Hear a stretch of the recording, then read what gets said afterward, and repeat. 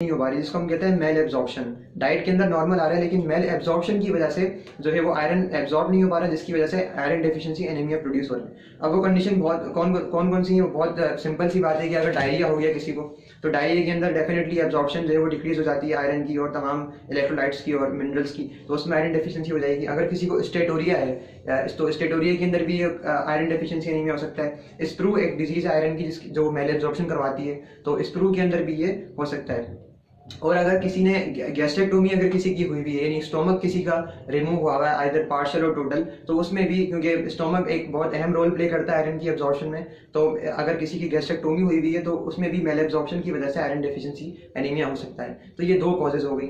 तो अगर डाइट के अंदर भी नॉर्मल आयरन इनटेक हो रहा है और ना ही मेल एब्जॉर्प्शन हो रही है, फिर तीसरी वजह से आयरन किस तरीके से डेफिशिएंट होगा, वो होगा जब हमारी बॉडी में रिक्वायरमेंट इंक्रीज हो जाए। डाइट में नॉर्मल आ रहा है और एब्जॉर्प्शन भी नॉर्मल हो रही है, लेकिन अगर रिक्वायरमेंट इंक्रीज हो गई आयरन की बॉडी के अंदर किसी कंडीशन में, तो उसमें भी डेफिशिएंसी हो सकती है। अब रिक्वायरमेंट किस में इंक्रीज होगी? फॉर एग्जांपल हमारे पास प्रेगनेंसी है, प्रेगनेंसी के अंदर आयरन की रिक्वायरमेंट इंक्रीज हो जाती है। और दूसरा इन्फेंट्स हैं, ग्रोइंग चिल्ड्रन हैं, उनके अंदर आयरन की रिक्वायरमेंट जो है वो इंक्रीज हो जाती है। और तीसरा जो मेंस्ट्रुएटिंग वुमेन है उनके अंदर आयरन की रिक्वायरमेंट इंक्रीज हो जाती है। लैक्टेटिंग मदर्स हैं उनके अंदर इंक्रीज हो जाती है। तो वो तमाम कंडीशन जिसमें ग्रोथ इंक्रीज हो रही है और मेटाबॉलिज्म इंक्रीज हो रहा है पर्सन का, तो उसमें रिक्वायरमेंट इंक्रीज हो सकती है। और अगर डाइट के अंदर अप्रोप्रिएट ना लिए गया आयरन, तो definitely deficiency iron deficiency anaemia create होगा। तीन कॉजेज हमारे पास हो गई, डिक्रीज इनटेक, और अगर डिक्रीज इनटेक नहीं है तो डेफिनेटली मेल एब्जॉर्प्शन भी अगर नॉर्मल हो, एब्जॉर्प्शन नॉर्मल हो रही है, तो फिर इंक्रीज इन द रिक्वायरमेंट। अगर ये तीनों चीजें नॉर्मल है तो चौथी वजह जो हो सकती है वो हो सकती है क्रॉनिक ब्लड लॉस, यानी बॉडी के अंदर से ब्लड का रिमूव होना, उससे भी आयरन डेफिशिएंसी एनीमिया हो सकता है। उसकी कंडीशन बहुत सारी हो सकती है, जैसे कि अगर किसी को मिलेना हो गया, स्टूल्स के अंदर ब्लड आ रहा है, या मेंस्ट्रुएटिंग वुमेन जो है वो उनका ब्लड लॉस हो रहा होता है, या फिर हमारे पास हेमाटिमेसिस अगर किसी को हो रही है इंटरनल हेमरेजेस की वजह से, तो उसमें भी जो है वो क्रॉनिक ब्लड लॉस की वजह से आयरन डेफिशिएंसी एनीमिया हो सकता है। अब इसमें पहले तो हमें ये देखना है कि जब आयरन बॉडी के अंदर कम होगा तो क्या रेगुलेटरी रिस्पॉन्स हो रहे होंगे। देखिए दो किस्म के प्रोटीन्स हमारे पास होते हैं, एक तो है हेप्सिडिन और दूसरा एक स्टोरेज प्रोटीन है आयरन का, जिसे हम कहते हैं फेरिटिन। तो जब बॉडी के अंदर आयरन की डेफिशिएंसी होना शुरू होती है तो शुरू में तो फेरिटिन और एक दूसरा प्रोटीन है हेमोसिट्रिन, ये दोनों स्टोरेज प्रोटीन है। तो फेरिटिन और हेमोसिट्रिन क्या करते हैं, ये आयरन बॉडी को देना शुरू कर देते हैं, यानी ब्लड के अंदर आयरन प्रोवाइड करना शुरू कर देते हैं ताकि आयरन डेफिशिएंसी कंपनसेट हो जाए, आयरन डेफिशिएंसी ना होने पाए। जब फेरिटिन और हेमोसिट्रिन के भी रिजर्वायर खत्म हो जाते हैं आयरन के, तब जाके आयरन डेफिशिएंसी एनीमिया जो है वो प्रोड्यूस होता है। तो ये तो फेरिटिन और हेमोसिट्रिन का रोल था। दूसरा रोल होता है हेप्सिडिन का। हेप्सिडिन का रोल क्या है? हेप्सिडिन का रोल ये है कि जब बॉडी के अंदर आयरन इंक्रीज होना शुरू होगा, ब्लड के अंदर आयरन इंक्रीज होगा, तो अल्टीमेटली बॉडी हेप्सिडिन सीक्रेट करेगी, जो कि हेप्सिडिन क्या करेगा कि आयरन की एब्जॉर्प्शन को रुकवा देगा। और अगर आयरन की डेफिशिएंसी यानी आयरन अगर सीक्रेट नहीं हो रहा, तो अल्टीमेटली क्या होगा, हेप्सिडिन डिक्रीज होना शुरू हो जाएगा, क्योंकि वहां उसका कोई रोल नहीं है। उसका रोल तब होगा जब आयरन ब्लड के अंदर इंक्रीज हो, क्योंकि उसका काम है आयरन की एब्जॉर्प्शन को सप्रेस करना या रुकवा देना। अच्छा, तो आयरन डेफिशिएंसी एनीमिया है, उसमें हमें ये देखना है कि हमें मॉर्फोलॉजी के अंदर क्या मिलेगा पेशेंट की, यानी बोन मेरो अगर हम देखेंगे तो हम किस तरीके से डायग्नोस करेंगे, या हम ब्लड पेरिफेरल ब्लड अगर हमारे पास फिल्म हो तो उसमें हम कैसे बता सकते हैं कि आयरन डेफिशिएंसी एनीमिया है। तो बोन मेरो तो बहुत सिंपल है। बोन मेरो सिंपल इसलिए क्योंकि जब ब्लड आरबीसी प्रोड्यूस नहीं हो पा रहे डिक्रीज इन द हेमोग्लोबिन या आयरन की वजह से, तो अल्टीमेटली एरिथ्रोपाइटिन आपका सीक्रेट होगा। और एरिथ्रोपाइटिन जब किडनी से सीक्रेट होगा तो वो क्या करेगा, वो बोन मेरो में जाके हाइपरप्लेजिया करवा देगा, यानी बोन मेरो हाइपर सेलुलर हमें मिलेगी मॉर्फोलॉजी के अंदर। और हेप्सिडिन किस तरीके से करवाएगा, एरिथ्रोपाइटिन किस तरीके से करवाएगा, वो एक्चुअली एरिथ्रोपाइसिस को इंक्रीज करवा देगा, यानी आरबीसी प्रोडक्शन को इंक्रीज करवा देगा। तो ultimately bone marrow hyper plegia हो जाएगा, यानी हाइपर सेलुलर बोन मेरो हमें मिलेगी। तो पहली फाइंडिंग है मॉर्फोलॉजी में।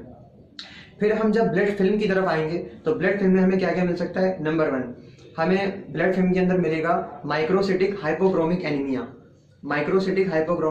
यानी एमसीवी इसमें 80 फेमटोलीटर से कम होगा, इसलिए हम क्या करें इसको माइक्रोसिटिक। और हाइपोक्रोमिक क्यों कह रहे हैं, क्योंकि इसमें जो सेंट्रल पिलार होगा वो 1/3 से ज्यादा हो जाएगा, तो इसलिए हम इसको हाइपोक्रोमिक कह रहे हैं। तो it is microcytic hypochromic anaemia.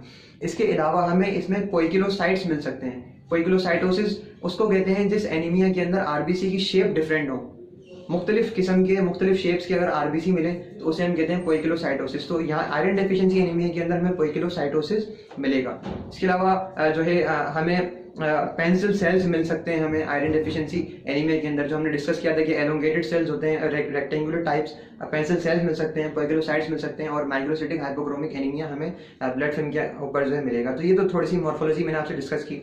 इसके अलावा हम आते हैं क्लिनिकल फीचर्स की तरफ। क्लिनिकल फीचर्स को हम किस तरीके से डिफाइन कर सकते हैं? अगर आप वैसे क्लिनिकल फीचर्स देखें तो आपको बहुत मुश्किल से याद होंगे, लेकिन अगर आप सिंपल फॉलो करें एक वे को, यानी 3 किस्म में अगर आप क्लिनिकल फीचर्स को डिवाइड कर लें तो आपकी टिप्स पे आ जाएंगे सारे आयरन डेफिशिएंसी एनीमिया के क्लिनिकल फीचर्स। डिवाइड किस तरीके से करना है?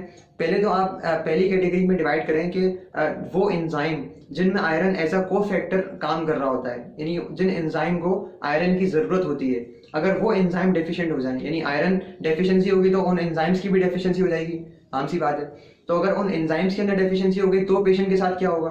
नंबर 1। नंबर 2, सीएनएस के अंदर भी आयरन का बड़ा इंपॉर्टेंट रोल होता है, और अगर सीएनएस के अंदर आयरन की डेफिशिएंसी हो गई तो सीएनएस के सिम्टम्स क्या होंगे ये भी आपको बताना चाहिए। नंबर 2। नंबर 3 कैटेगरी ये है, एक सिंड्रोम है, रेयर है, लेकिन इसको हम बताते हैं क्लिनिकल फीचर्स के अंदर कि Plummer Vinson syndrome. Plummer Vinson syndrome ये एक अलग सिंड्रोम है। तो 3 कैटेगरीज के अंदर आपने डिवाइड किया। अब मैं एक एक करके आपको बताऊंगा कि एक कैटेगरी के अंदर क्या क्या जो है वो सिम्टम्स प्रोड्यूस होंगे। नंबर 1, पहले जो हमने डिस्कस किया कि आयरन अगर डेफिशिएंट हो जाए, आयरन डेफिशिएंट एंजाइम्स के अंदर डेफिशिएंसी हो जाए आयरन की, तो क्या क्या सिम्टम होंगे आपके पास? आप टिप्स पे गिन सकते हैं। नंबर 1, कोइलोनाइकिया।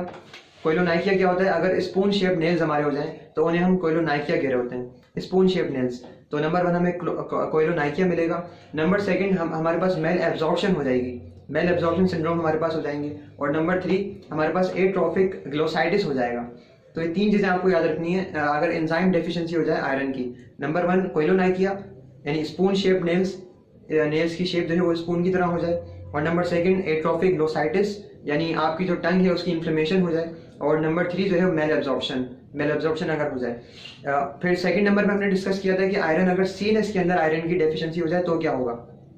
तो आपको सिर्फ एक डिसऑर्डर इसमें याद करना है, उस डिसऑर्डर का नाम है पाइका, PICA के अंदर अगर सीएनएस में डेफिशिएंसी होगी तो पाइका डिसऑर्डर उस पेशेंट को होगा। पाइका में क्या होता है? इसके 2 सिम्टम आपको याद करने हैं पाइका के। नंबर 1, पहले सिम्टम इसका ये है कि जो पेशेंट होगा पाइका का, वो ऐसी डाइट लेगा, ऐसे फूड्स लेगा जो नॉर्मली हमारी डाइट का हिस्सा नहीं होते।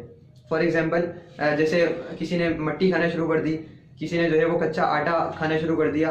तो इस तरीके से जितनी भी फूड्स हैं जो हमारे नॉर्मल डाइट का हिस्सा नहीं होते, तो वो पेशेंट एबनॉर्मल बन के वो फूड्स जो है वो लेना शुरू कर देता है। ये पहला सिम्टम है पाइका का। और सेकंड जो सिम्टम है वो ये है कि जब रात को जब पेशेंट सोता है तो स्लीप के दौरान वो अपने लिम्स मूव करता है, कभी हैंड्स की मूवमेंट हो रही होगी या कभी लेग्स की मूवमेंट हो रही होगी, तो abnormal movements of the limbs, ये भी जो है वो पाइका डिसऑर्डर के अंदर आते हैं। तो 2 सिम्टम्स हमारे पास हो गए कि ईटिंग नॉन डाइटरी फूड्स, यानी गैर ऐसी ग़िज़ाएं खाना जो हमारी आमतौर पे फूड का हिस्सा नहीं है, और moving the limbs at night, ये 2 सिम्टम है पाइका के। और तीसरे नंबर पे हमने डिस्कस किया था प्लमर विंसन सिंड्रोम। तो इसका आपने सिर्फ टाइड याद करना है, डिटेल में नहीं जाना, क्योंकि बुक के अंदर भी जो है वो इसकी डिटेल नहीं दी है। तो इसके 3 यानी सिम्टम आपको याद करने हैं टाइड की फॉर्म में। पहला जो है वो है एट्रोफिक ग्लोसाइटिस, जो हमने डिस्कस किया था डेफिशिएंट एंजाइम्स के अंदर, atrophic glossitis, atrophy of the tongue, inflammation of the tongue, पहला सिम्टम है। जो दूसरा सिम्टम है वो है एसोफेजियल वराइसिस।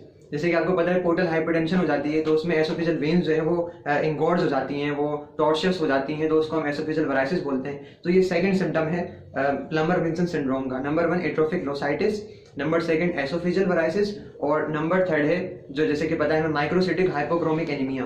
तो hypochromic anaemia plus atrophic glossitis plus oesophageal varices, ये मिलके बनाते हैं प्लमर विंसन सिंड्रोम।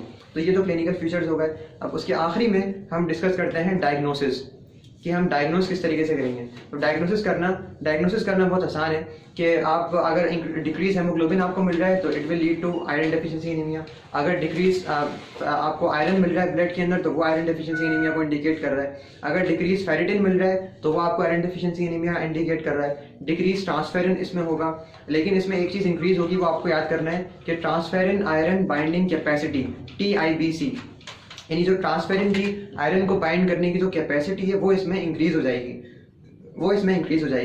तो ये थोड़े से डायग्नोस्टिक पॉइंट ऑफ व्यू से हमने देखा कि इसमें, और एक और बात ये कि हेप्सिडिन भी इसके अंदर जो है वो डिक्रीज हो जाएगा, क्योंकि आयरन डेफिशिएंसी है और हेप्सिडिन काम करता है इसे रेगुलेट करने का, इसकी एब्जॉर्प्शन को सप्रेस करने का, तो हेप्सिडिन भी यहाँ पर हमें डिक्रीज मिलेगा। That's all about the iron deficiency anaemia, and thank you very much.